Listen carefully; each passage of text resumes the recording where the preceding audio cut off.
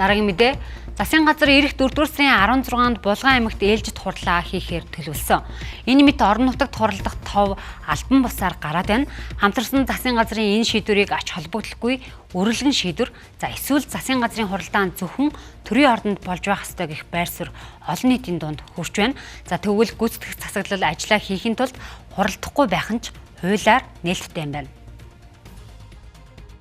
Засгийн газрын хурал орон нутагт болох хуваар гарсан ч эцсийн шийдвэр гараагүй байгааг засгийн газрын хэвлэлийн албан мэдээлээд байгаа. За мөн бүрэн эрхийнхээ хүрээнд засгийн газар Монгол улсын аль ч аймаг сумдад хурал хийх боломжтой гэдгийг онцолж байгаамаа.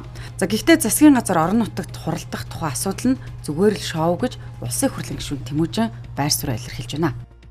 Монгол улсын засгийн газар шиг их хурлыг жижигрүүлсэн хувилбар шиг хуралдаа суугаад засгийн газар гэж байдаггүй. 7 хоногийн болгон хуралдаал те их цагаар хуралдаа сууж байгаа тийм засгийн газар гэж байхгүй шүү дээ. Тэгэхээр засгийн газар хаана хурал хийх гэдэг нь шоу байхгүй юу? Үндсэн ажил нь ерөөсөө биш. Үндсэн ажил нь бол салбартаа судалгаагаа хийгээд ерөнхий сайттайгаа зөвшөлдсөд гаргаж байгаа шийдвэрийн тухай ярьж байгаа. Засгийн газар шоу хийх гээд хөдөө орон нутгаар тэнцэл байгаа бол тэдний л асуудал. Тэрэн дээр нь энэ төсөв үргэлгэн зарж гэнэ үү?